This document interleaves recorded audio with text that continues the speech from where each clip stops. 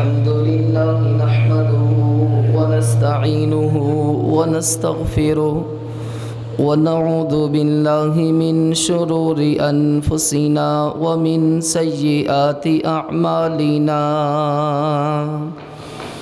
من يهده الله فلا مضل له ومن يضلل فلا هادي له وأشهد أن لا إله إلا الله وحده لا شريك له وأشهد أن محمدًا عبده ورسوله يا أيها الذين آمنوا اتقوا الله حق تقاته ولا تموتن إلا وأنتم مسلمون يا أيها الناس اتقوا ربكم الذي خلقكم من نفس واحدة وخلق منها زوجها وبث منهما رجالا كثيرا ونساء واتقوا الله الذي تساءلون به والأرحام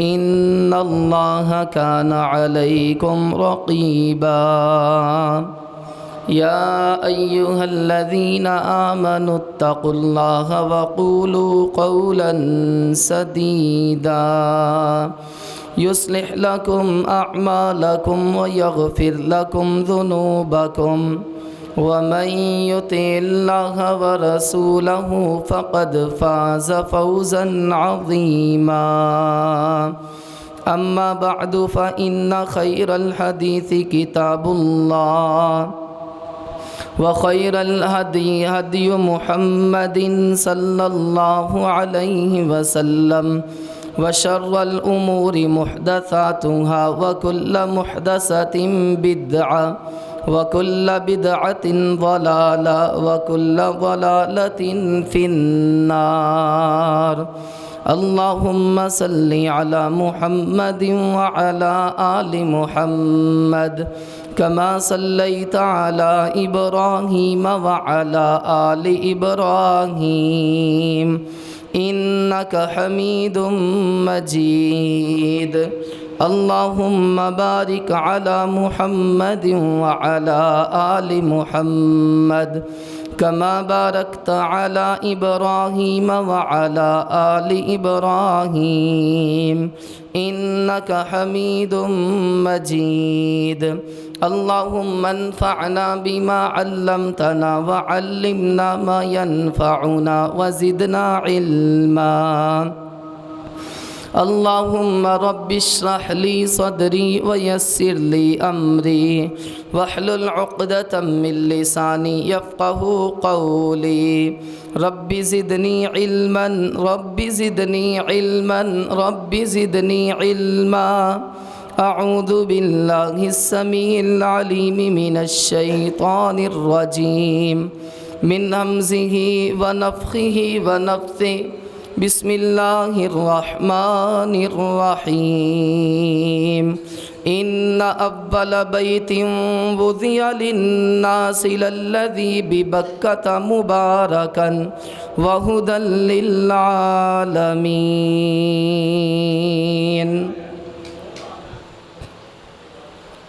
ہر قسم کی حمد و ثنا اللہ مالک الملک ذوالجلال والاکرام کے لیے، درود و سلام امام الانبیاء جناب محمد الرسول اللہ صلی اللہ علیہ وآلہ وسلم کی ذات اقدس پر۔ حضرات، آج کے خطبہ جمعۃ المبارک میں ہم انشاءاللہ الرحمن فضائل حرمین شریفین یعنی مکہ اور مدینہ کی فضیلت کے حوالے سے کچھ گزارشات معروضات پیش کریں گے۔ مکہ ہماری جان بھی ہے، ہماری شان بھی ہے اور ہماری پہچان بھی ہے، اسی طرح مدینہ بھی ہماری جان ہے، ہماری شان ہے اور ہماری پہچان ہے۔ دنیا کائنات میں روئے زمین کے تمام شہروں میں سے اللہ تعالیٰ نے جن دو شہروں کو عزت و عظمت سے نوازا ہے وہ ایک مدینہ ہے اور ایک مکہ ہے۔ اللہ تعالیٰ نے ان کو عزت بخشی ہے۔ مکہ وہ شہر ہے کہ جہاں پہ میرے پیغمبر جناب محمد رسول اللہ صلی اللہ علیہ وآلہ وسلم کی پیدائش ہوتی ہے۔ پہلے ہم انشاءاللہ الرحمن مکہ المکرمہ کے بارے میں کچھ باتیں عرض کریں گے، پھر بعد میں مدینہ طیبہ کی فضیلت کے بارے میں کچھ بیان کیا جائے گا۔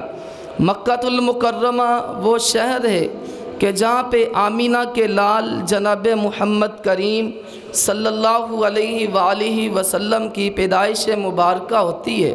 مکہ المکرمہ وہ شہر ہے کہ جس شہر کی میرے اللہ نے قسم اٹھائی ہے، والتین والزیتون وطور سینین وہذا البلد الامین، اس امن والے شہر کے رب کی قسم، اس امن والے شہر کی قسم، یعنی اللہ تعالیٰ نے اپنی قسم اپنے اس شہر کی قسم اٹھائی ہے۔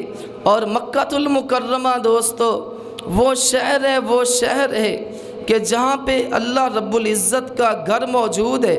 ان اول بیت وضع للناس للذی ببکۃ مبارکا، اللہ تعالیٰ کی زمین پر سب سے پہلا جو گھر بنایا گیا اللہ کی عبادت کے لیے وہ مکہ المکرمہ میں مسجد حرام بیت اللہ ہے۔ اور مکہ وہ شہر ہے کہ جس کے لیے پیارے ابراہیم علیہ السلام نے دعائیں فرمائیں۔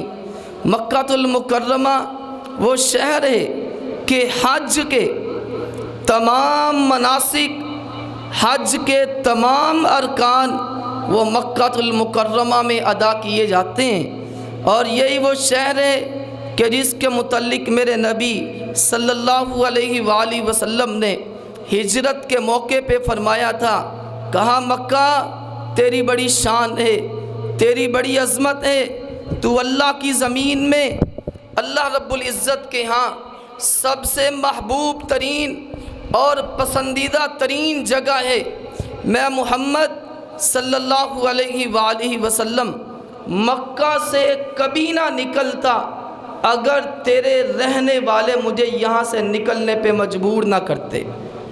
اللہ کے نبی علیہ السلام جب مکہ المکرمہ چھوڑ رہے ہیں، ہجرت کے موقع پہ بار بار مکہ کی طرف دیکھتے ہیں، چہرہ انور پیچھے مڑ کر حضرات دیکھتے ہیں۔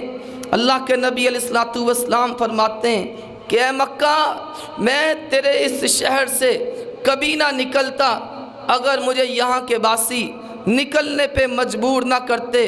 اللہ کے نبی علیہ السلام کی محبتیں مودتیں مکہ المکرمہ کے ساتھ ہیں۔ نبی کریم صلی اللہ علیہ وآلہ وسلم نے فرمایا یہاں پہ اللہ تعالیٰ کا وہ گھر ہے کہ جس گھر میں کوئی خوش نصیب انسان ایک نماز ادا کرتا ہے اللہ اسے 1,00,000 کا اجر و ثواب عطا کر دیتا ہے۔ دعا کرو اللہ نصیب فرمائے۔ انشاءاللہ آئے گا وقت اللہ کے خزانوں میں کوئی کمی نہیں ہے اور کوئی مایوسی نہیں ہے اور کوئی نا امیدی نہیں ہے۔ یہ ساری سازشیں بے نقاب ہوں گی اور یہ ساری چلاکیاں اللہ کے فضل سے دم توڑ جائیں گی اور مکہ کی رونقیں اسی طرح بحال ہوں گی۔ نبی کریم علیہ السلام نے فرمایا اس گھر میں، اس مسجد میں جو خوش نصیب ایک نماز ادا کرتا ہے، صحیح البخاری کی روایت ہے، اللہ 1,00,000 کا اجر و ثواب عطا کرتا ہے۔ اور یہی وہ مکہ ہے کہ جس کے بارے میں پیارے ابراہیم علیہ السلام نے دعائیں فرمائیں۔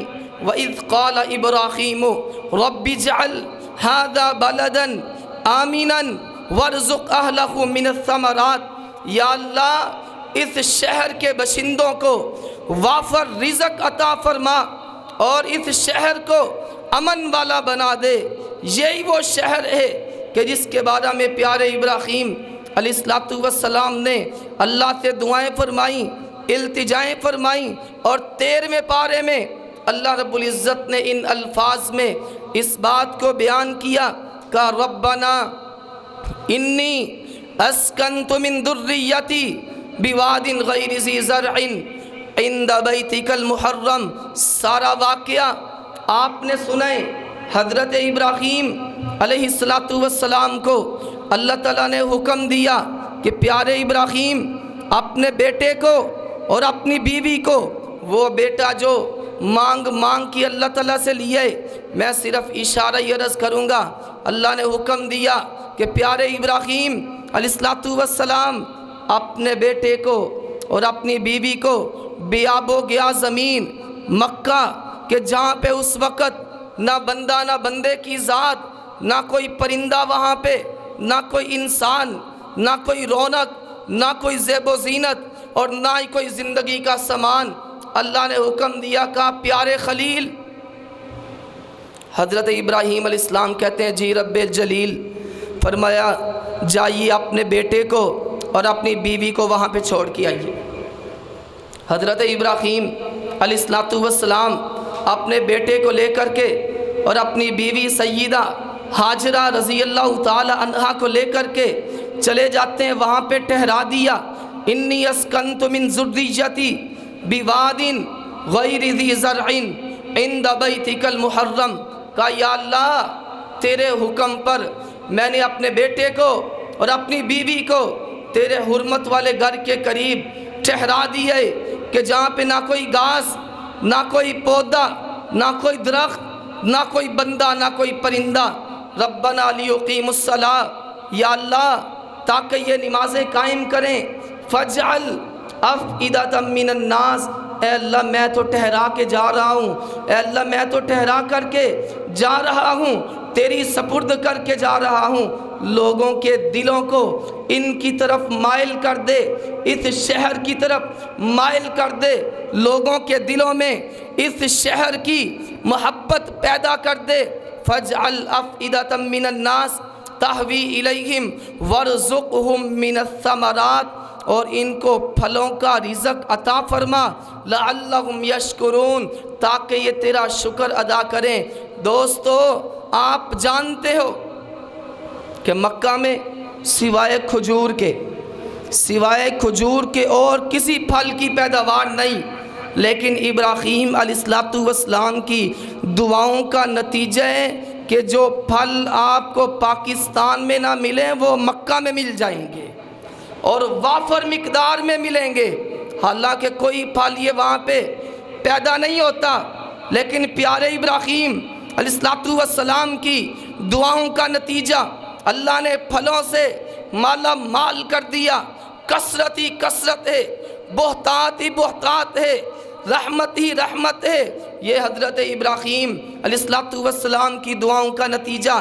تو پیارے ابراہیم اپنی بیوی کو اور اپنے بیٹے کو جب چھوڑ کے جانے لگے، بیوی کہنے لگی سیدہ ہاجرہ رضی اللہ تعالی عنہا کہ پیارے ابراہیم جانے تو لگے، ہمیں یہاں پہ چھوڑ کر صرف اتنا بتلا دیں کہ یہاں کس کے رحم و کرم پہ چھوڑ کے جا رہے ہو؟ اتنے ہے کون ہے؟ یہاں پہ ہے کون ہے کہ جس کے سپرد ہمیں کر کے جا رہے ہو؟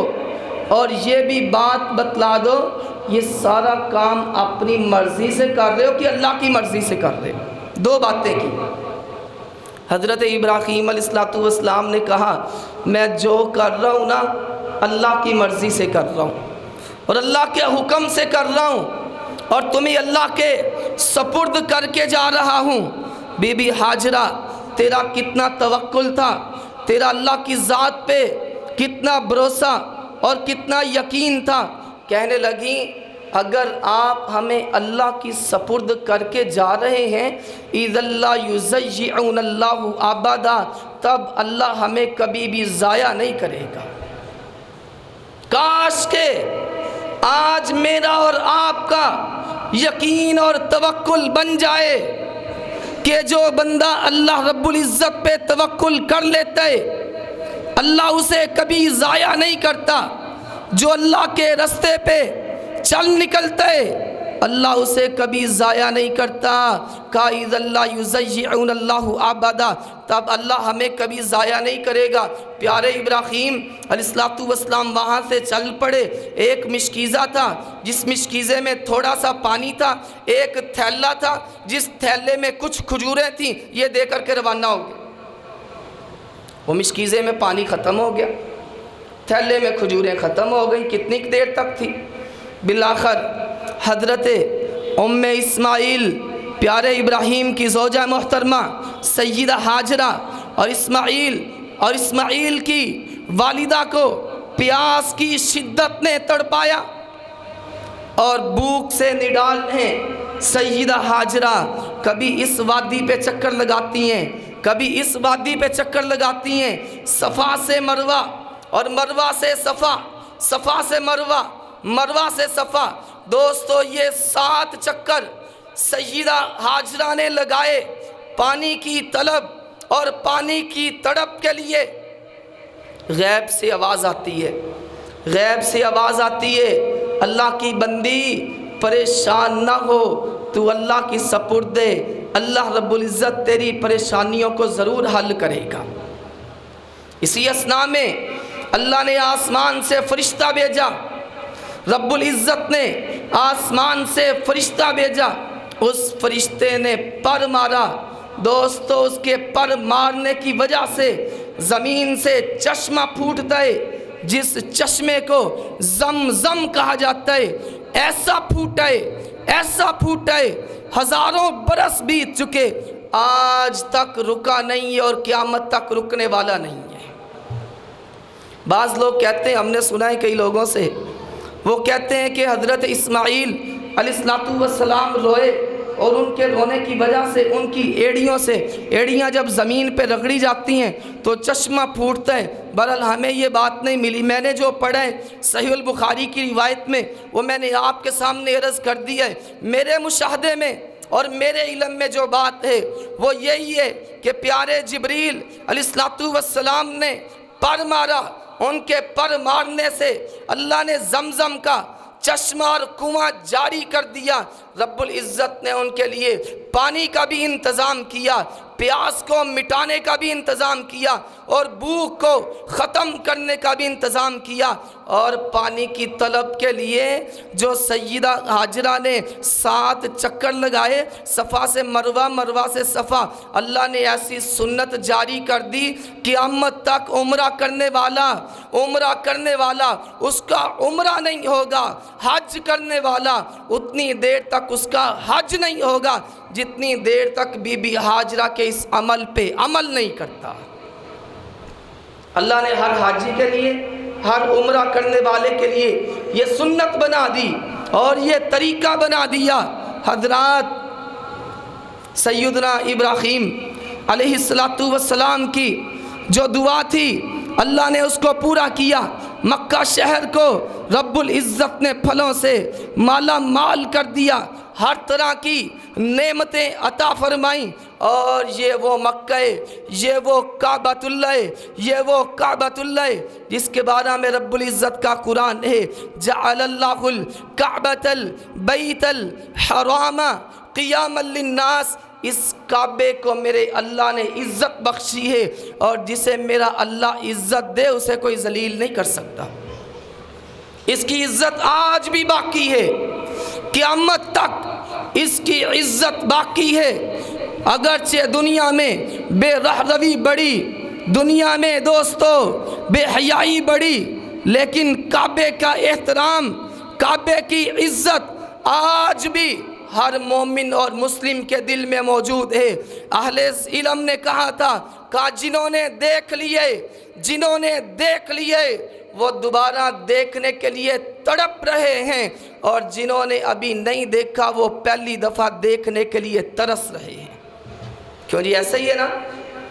جنہوں نے دیکھا ہے قربان جائیں، جنہوں نے دیکھا ہے وہ دوبارہ دیکھنے کے لیے تڑپ رہے ہیں، اور جنہوں نے پہلی دفعہ ہی نہیں دیکھا وہ پہلی دفعہ دیکھنے کے لیے तरस रहे हैं। अल्लाह से दुआएं किया करो, अल्लाह से दुआएं किया करो। व आरिना मनासिकाना व तुब अलैना इन्नका अंतत तव्वाबुर रहीम, ये दुआ किया करो, इंशाअल्लाह रुकावटें जल्दी दूर हो जाएंगी। अल्लाह असबाब पैदा करेगा, अल्लाह सामान पैदा करेगा। मक्कातुल मुकर्रमा में जाने का, अल्लाह के घर को देखने का, वहाँ के ख़जानों को हासिल करने का, वहाँ की रहमतों और बरकतों को लूटने का। और फरमाया इन्नल्लज़ीना कफ़रू, बेशक वो लोग कि जिन्होंने कुफर किया, वयसुद्दूना अन सबीलिल्लाह, और वो लोगों को अल्लाह के रास्ते से रोकते हैं, वल मस्जिदिल हराम, और मस्जिद हराम से रोकते हैं। मस्जिद हराम से, बैतुल्लाह से, काबतुल्लाह से आने से लोगों को रोकने वाला सबसे बड़ा जालिम है। और सऊदिया के बुज़दिल हुक्मरानों, अब बुज़दिल हुक्मरानों, अल्लाह तुम्हें अकल नसीब करे, अल्लाह तुम्हें फ़हम नसीब करे, अल्लाह तुम्हें हिदायत नसीब फरमाए। दुनिया के हज़रात यहूदियों की और ईसाइयों की साजिशों में और चालों में आकर के तुमने अल्लाह के घर की रौनकें ख़त्म की हैं। याद रखो, अगर तुमने अपने इस अमल से तौबा ना की और अल्लाह के घर को फिर आबाद ना किया, फिर वो वक्त दूर नहीं है कि रब्बुल इज़्ज़त तुम्हें निशाने इबरत बनाएगा। वो आया था ना एक अबरहा, सीरत की किताबों में, तफसीर में आया था एक अबरहा, कहा किधर हाथियों का लश्कर लेकर, कहा किधर, कहना बैतुल्लाह ढान वास्ते। ये मुंह और मसूर की दाल, मुंह संभाल अपना, कहता बैतुल्लाह डाने के लिए आया हूँ। बैतुल्लाह की अज़मत से, बैतुल्लाह की शान से, बैतुल्लाह की रिफात से ये जलता था। यमन का ये गवर्नर था, इसने यमन के इलाके में बैतुल्लाह के मुकाबले में अपना एक कुलीसा बनाया, एक बहुत बड़ी आलीशान इमारत बनाई। कहता है काबे के मुकाबले में, और बड़ी तज़ीन और आराइश और बड़ी खूबसूरती के साथ इसके कुलीसा को तामीर किया गया। किसी बंदे ने ना, हाफिज़ सफ़ीउर रहमान मुबारकपुरी ने अर्रहीकुल मख्तूम में लिखा है, किसी बंदे ने वहाँ पे जाके पखाना कर दिया, उसके कुलीसा में जाकर के पखाना कर दिया। उसको मौका मिल गया बैतुल्लाह पे चढ़ाई करने का, पहले ही बड़ा जलता था, पहले ही बड़ा मरता था।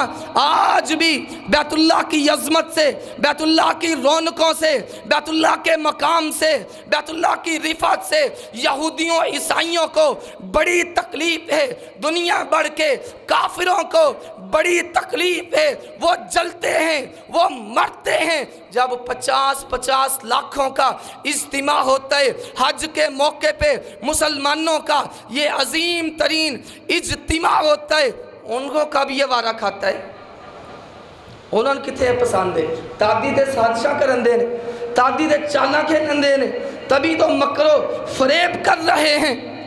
तो बैतुल्लाह की अज़मत से जलने वाला, कुलीसा बनाने वाला, मैंने अर्ज़ किया कि मुसलमान ने वहाँ पे गंदगी फैला दी, उसको मौका मिल गया, उसने बैतुल्लाह पे चढ़ाई करने का इरादा किया, आ गया।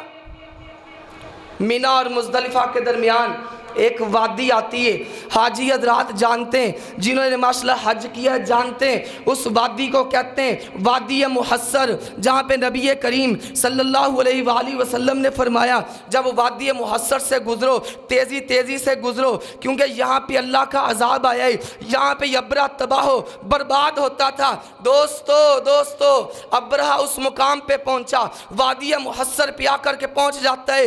हज़रत सरदार अब्दुल मुत्तलिब के हुजूर के जो दादा लगते हैं, उनके 200 ऊँट अपने कब्जे में कर लेता है।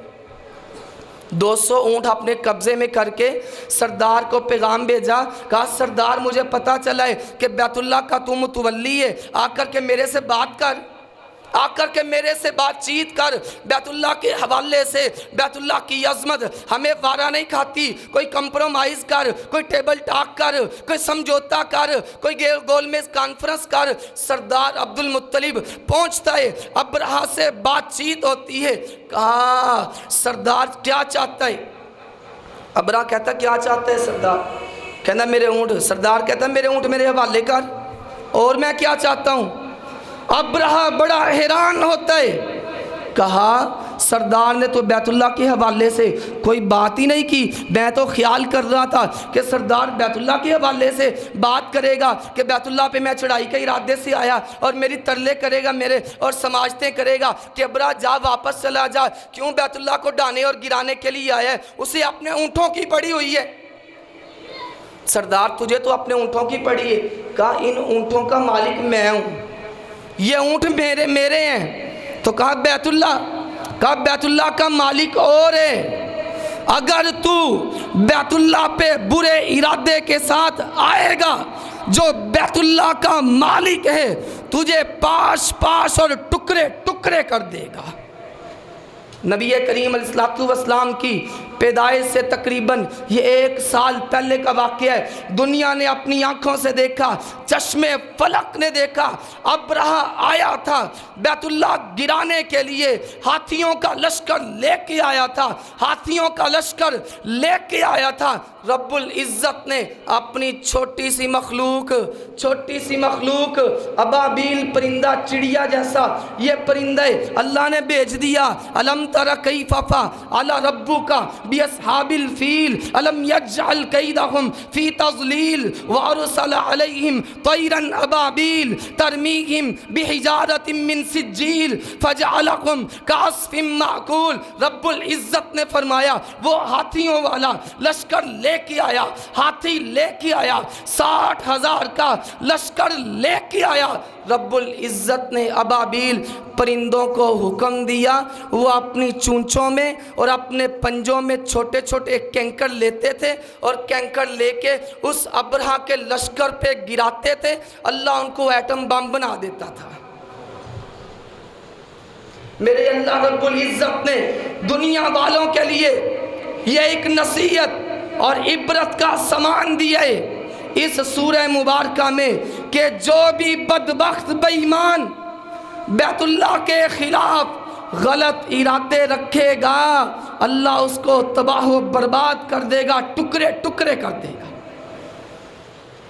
بتاؤ کیا اللہ کو ابابیلہ ختم ہو گیا نہیں؟ کیوں جی؟ اللہ کے پاس جو ابابیلیں کہ جنہوں نے ابرہہ کے لشکر کو تباہ و برباد کیا تھا، کیا وہ ابابیلیں آج ختم ہو چکی ہیں؟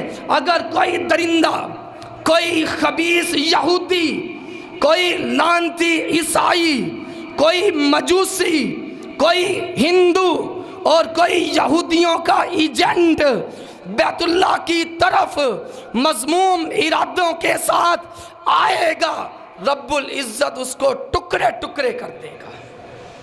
کسی کی جرت نہیں ہے، سازشیں تو کر سکتے ہیں، چالیں تو کر سکتے ہیں، مکر و فریب تو کر سکتے ہیں، لیکن دوستو اللہ اس کی حفاظتیں کر رہے۔ ہاں نبی کریم صلی اللہ علیہ وسلم نے فرمایا قرب قیامت فرمایا یخرب الکعبہ، ایک بریک پنڈلیوں والا حبشی وہ بیت اللہ میں تخریب کاری کرے گا۔ یہ قیامت کی نشانی ہے، قیامت کی نشانی۔ جب قیامت بالکل قریب ہوگی، جب اللہ کو منظور ہوگا کہ قدرت کا کارخانہ یہ ختم کر دیا جائے، دنیا ختم کر دی جائے، قیامت بپا کر دی جائے، اس وقت دوستو ایک بریک پنڈلیوں والا یا موٹی پنڈلیوں والا دوستو حبشی وہ کعبۃ اللہ کو ویران کرے گا۔ اس سے پہلے میرے اللہ کی سنت ہے اور میرے اللہ کا طریقہ ہے، جو بھی کعبۃ اللہ پہ چڑھائی کرے گا، اس کو ویران کرنے کی کوشش کرے گا، جو اس میں الحاد اور زندیقیت کو فروغ دے گا، نذقہ من عذاب علیم، اللہ فرماتی ہم اسے دردناک عذاب چکھائیں گے۔ تو ابرہہ کہتا ہے سردار یا تجھے تو اپنے اونٹوں کی پڑی ہوئی ہے، تو بیت اللہ کی بات ہی نہیں کر رہا۔ سردار کہتا ہے بیت اللہ جانے تھے، بیت اللہ دے رب جانے، میرے اونٹ میرے حوالے کر۔ میرے اونٹ میرے حوالے کر۔ ایسا ہی ہوتا ہے حضرات، رب العزت نے میں نے عرض کیا ابرہہ کو نشان عبرت بنا دیا۔ یہ وہ گھر ہے، یہ وہ گھر ہے دوستو۔ میرے نبی نے فرمایا صلی اللہ علیہ وآلہ وسلم، اللہ فرماتے من دخلہ کان آمینہ، جو اس میں داخل ہو گیا وہ امن پا گیا۔ امن ہی امن ہے، انسانوں کے لیے امن ہے، جانوروں کے لیے امن ہے، پرندوں کے لیے امن ہے، درختوں کے لیے امن ہے۔ صحیح البخاری کی روایت ہے، فرمایا بیت اللہ میں، کعبۃ اللہ میں، مسجد حرام میں جو درخت ہیں ان درختوں کو بھی نہیں اکھاڑا جائے گا۔ وہاں پہ کسی جانور کو شکار نہیں کیا جائے گا۔ شکار کرنا تو دور کی بات ہے کہ کوئی بندہ وہاں پہ شکار دیکھتا ہے اور شکار بگاتا ہے اور حدود حرم سے باہر لے جا کر کے شکار کر لیتا ہے، فرمایا اس کی بھی اجازت نہیں ہے۔ اور جہاں پہ جانوروں کو تحفظ ہے، جہاں پہ پرندوں کو تحفظ ہے، جہاں پہ درختوں کو امن ہے، وہاں پہ انسانوں کو امن کیوں نہیں ہوگا؟ دنیا بھر میں سب سے زیادہ امن، سکون، سلامتی کا گہوارہ وہ اللہ کا گھر کعبۃ اللہ ہے، مکہ المکرمہ ہے۔ دوستو مکہ المکرمہ ہے، اس کو اللہ نے عزت بخشی ہے اور اس کی عزت اللہ کے فضل سے قیامت تک رہے گی۔ اور یہاں پہ میں رک کر کے عرض کر دوں، بات آئی ہے تو کر دیتا ہوں۔ دوستو یاد رکھو حج کے سارے ارکان مکہ میں، حج کے سارے ارکان مکہ المکرمہ میں، حج نہ مدینہ میں، حج نہ پاکستان میں، حج نہ سیون میں، حج نہ بدین میں۔ اگر آمینہ کے لال نے مدینہ جیسے عظیم شہر کو چھوڑے حج کرنے کے لیے، مکہ المکرمہ آئے ہیں سن 9 ہجری میں، تو پھر یہ بات جان لے اور یہ بات مان لے کہ دنیا میں کوئی جگہ ایسا نہیں ہے کہ جہاں پہ حج ہو سکتا ہے سوائے مکہ المکرمہ۔ ہوں تو پاکستان بھی بڑیاں جگہ ہو گیا نے جناب، پاکستان بھی بڑیاں جگہ نے کہ جتے قبراں دے طواف، کعبے کی عظمت کا خیال نہیں رکھا جا رہا۔ کہنے کو مسلمان کلمہ پڑھنے والا قبروں کا طواف کر رہے۔ ملتان میں پچھلے دنوں ایک دوست نے دوستو تصویر دکھائی، ویڈیو کلپ دکھایا، رب کعبہ کی قسم کتنے زندیق تھے، کتنے بے ایمان تھے، ان کے سروں پہ شیطان ناچ رہا تھا۔ قبر پیر صاحب کی قبر ہے، وردیاں پہن کر، پگڑیاں باندھ کر یہ بے ایمان شیطان اس قبر کا اسی طرح طواف کر رہے ہیں جس طرح بیت اللہ کا طواف ہوتا ہے۔ یہ مسلمان ہے، یہ مسلمان وہ جنہیں دیکھ کے یہودی شرمائے، یہ مسلمان ہے جو ابو جہل سے بھی آگے نکل گئے۔ شاید کہ ابو جہل نے، ابو لہب نے ایسے کام نہ کیے ہوں جو آج کلمہ پڑھنے والا مسلمان کر رہے ہیں۔ اور پھر ولیوں کی آستانوں کو، پیروں کی آستانوں کو جناب کعبہ کے ساتھ تشبیہ دی جا رہی ہے، کعبہ کے ساتھ تشبیہ دی جا رہی ہے۔ کہتا ہے اللہ کی قسم ممبر رسول پہ کھڑا ہوں دوستو، اتنی غلیظ باتیں ولیوں کی، پیروں کی، سجادہ نشینوں کی محبت میں یہ کلمہ پڑھنے والا مسلمان کیا جاتا ہے کہ شاید مکے کے مشرک نے بھی نہ کہا ہو۔ کہتا ہے چاچڑ وانگ مدینہ دیسے تے کوٹ مٹھن بیت اللہ، کوٹ مٹھن یہ پاکستان کا شہر ہے۔ کہندا چاچڑ وانگ یہ بھی شہر ہے، کہندا منتے چاچڑ وانگ اینجی لابدہ جی میں مدینہ ہے، تے کہا کوٹ مٹھن، کہا منو کوٹ مٹھن اینجی لابدہ جی میں بیت اللہ ہے، ظاہر وچ پیر فریدن تے باطن وچ اللہ۔ یہ شعر کسی یہودی نے بنایا ہے، یہ کسی عیسائی نے بنایا ہے۔ کہتے ہیں دال دوستی رب دی چھوڑ نہیں، تعلق بابے قلعے والے دے نال توڑ نہیں، اے قصور نگاہ دے وگرنہ رب ہوڑ نہیں تے پیر ہوڑ نہیں۔ بابے دی قبر دے گرد، بابے دی قبر دے گرد طواف کر لے، تینوں مکے جان دی لوڑ نہیں۔ دوستو یہ مشکلات، یہ مصیبتیں ایسے ہی نہیں ہیں. اتنا بڑا کفر اور اتنی بڑی کعبہ کی گستاخی ایک مولوی بولتا ہے، بالکل پکی باتیں اپنی طرف سے نہیں کہہ رہا. ایک مولوی بولتا ہے، کہتا ہے پیر عبد القادر جیلانی رحمہ اللہ تعالیٰ کے حجرے کا، پیر عبد القادر جیلانی کے حجرے کا بیت اللہ طواف کیا کرتا تھا. ایک اور بکواس کرتا ہے، کہتا ہے میں نے پہلے بھی عرض کیا ہے کہ امام ابراہیم بن ادہم مکہ المکرمہ میں گئے حج کرنے کے لیے، وہاں پہ مکہ ہی کوئی نہیں، وہاں پہ بیت اللہ ہی کوئی نہیں، کعبے کی عمارت ہی کوئی نہیں. اس نے پوچھا یہ کعبے کی عمارت کہاں گئی، کعبۃ اللہ کہاں چلا گیا؟ تو وہ لوگوں نے بتلایا جناب اللہ تعالیٰ کی ایک بندی، اللہ کی ایک ولیہ رابعہ بصری حج کرنے کے لیے آ رہی ہے، بیت اللہ اس کے استقبال کے لیے گیا ہوا ہے. میرے نبی صلی اللہ علیہ وسلم نے جب مکہ چھوڑا، مدینہ آپ رہے، 11 سال مدینہ تجربہ رہے. مجھے بتلاؤ ایک دفعہ بھی بیت اللہ اپنی جگہ کو چھوڑ کر کے نبی سے ملنے مدینہ گیا ہو؟ تو یہ بی بی رابعہ بصری نبی سے بھی آگے نکل گئی ہے. کچھ تو یار خدا کا خوف کھاؤ، کچھ تو ہوش کے ناخن لو، کچھ تو خدا کا خوف کھاؤ. کعبۃ اللہ کی کس طرح گستاخیاں کر دے، اللہ کے گھر کو تو چھوڑ دو. ویسے بڑے عاشق، ویسے بڑے محب. ہاں پچھلے دنوں یہ دور کی بات نہیں ہے، سندھ کا علاقہ ہے، بدین سندھ کا دوستو علاقہ ہے. اس علاقے میں وہاں پہ پورا حج ہوتا ہے، اور کہا گیا اس سال سعودیہ میں حج نہیں ہوگا، مکہ میں حج نہیں ہوگا، اس سال بدین میں حج ہوگا. نیٹ پہ موجود ہے. علامہ شامل ظہیر حافظہ اللہ تعالی، شیخ عبداللہ ناصر رحمانی حافظہ اللہ تعالی، دیگر ہمارے علماء کرام نے اس کی بھرپور انداز میں مذمت کی ہے. مجھے بتلاؤ دوستو، اگر مدینہ طیبہ میں نبی کریم علیہ السلام 11 سال رہے، حج کرنے کے لیے مکہ آئے، اگر مدینہ میں حج نہیں ہو سکتا تو پھر بدین کیا چیز ہے؟ 7 میں نہیں آپ نے دیکھا، یہ پچھلے سالوں میں 7 میں حضرات پورے حج کے طریقے اور حج کی ارکان ادا کیے گئے. اسی طرح دوستو طواف کیے گئے، اسی طرح صفا مروہ کی سعیاں کی گئیں. کیا یہ رب العزت کے گھر کی گستاخیاں نہیں؟ اللہ کے گھر کی بے ادبیاں نہیں؟ ہوش کرو مسلمانوں، گوش اور ہوش کے ناخن لو. کعبے کی عظمت کا خیال رکھو، کعبے کی تکریم کرو، کعبے کی عظمت کرو. اور دوستو اللہ سے دعائیں کیا کرو، اللہ سے دعائیں کیا کرو کہ رب العزت ان رکاوٹوں کو ختم کر کے اپنے گھر کی زیارتیں نصیب فرما دے. کہہ دو آمین. اب 10 منٹ میں دوستو 10 منٹ میں سنو، بقیہ 10 منٹ میں نبی کریم علیہ السلام کا شہر مدینہ.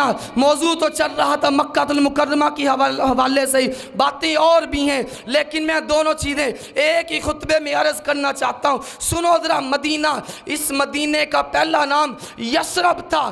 میرے نبی مدینہ طیبہ گئے، اللہ نے مدینہ کا یثرب کا نام بدل کر کے مدینہ رکھ دیا.